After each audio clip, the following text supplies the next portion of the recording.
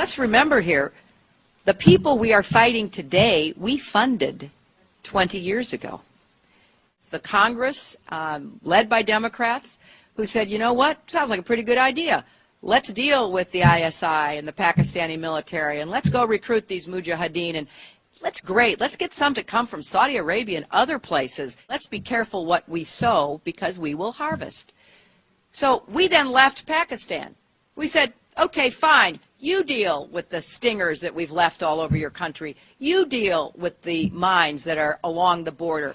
And by the way, we don't want to have anything to do with you. In fact, we're sanctioning you. Yes, he is Jewish, and his name is Simon Elliott. Edward Snowden has already released documents proving that, and a French newspaper has already reported on this.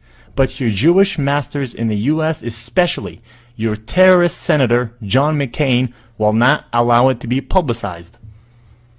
And here is the same Jewish terrorist Simon Elliott masquerading as a leader of the Islamic Caliphate. And here he is hanging out with your Senator John McCain, orchestrating and funding the new terrorist group. This is all nothing but a charade. And do not think for a minute this is just an isolated incident. They have been doing this for a long, long time. It is time to round up and arrest the majority of U.S. congressmen, senators, politicians, bankers, Wall Street executives, and corporate leaders, because they are all guilty of treason.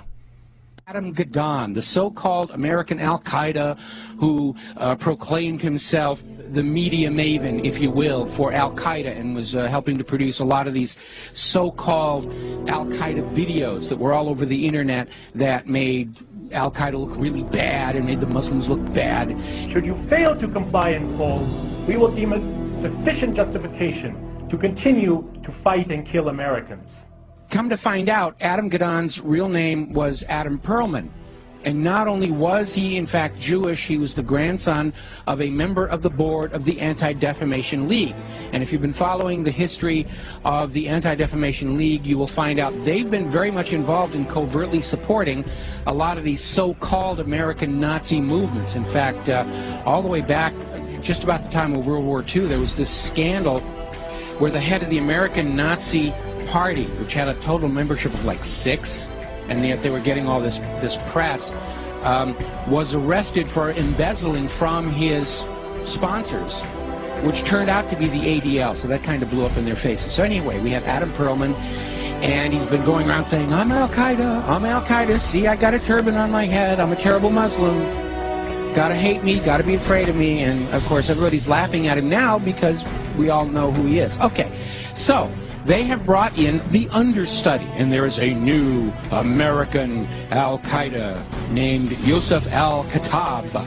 Ooh, big scary name, and they've got a picture of him out there where he's holding all these guns and knives, and he's dressed up like a wannabe Rambo, and he's scowling at the camera, and he supposedly has this website with things in it, like pictures of the Statue of Liberty with an axe buried in the back of the head. I mean, very heavy-handed, very over-the-top. There was also a link to a puppet show mocking Danny Pearl's beheading. Take a look.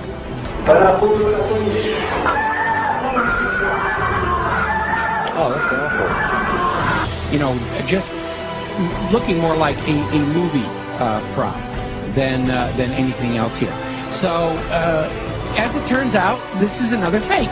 His real name is Joseph Cohen. He's a 39-year-old New York City taxi driver, as you mentioned.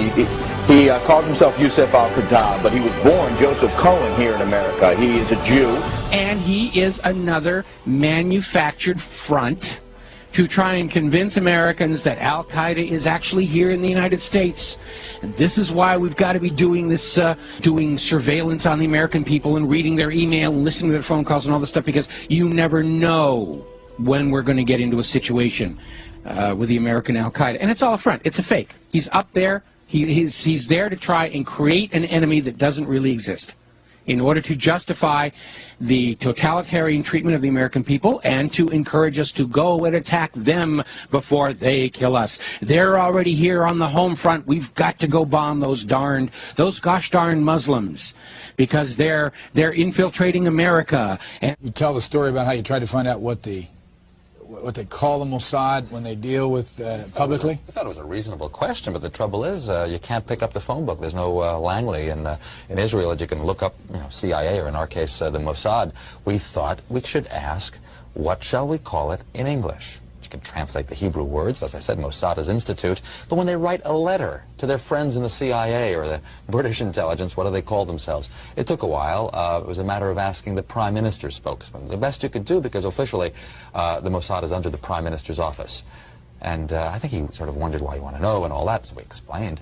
And he came up with the Israeli Secret Intelligence Service. I mean, if it were to have initials, it would be ISIS. Just simple words like that. Interestingly enough, kind of a British model. The British don't really like the names MI5 and MI6 for... Did you get that? ISIS. ISIS. Israeli Secret Intelligence Service.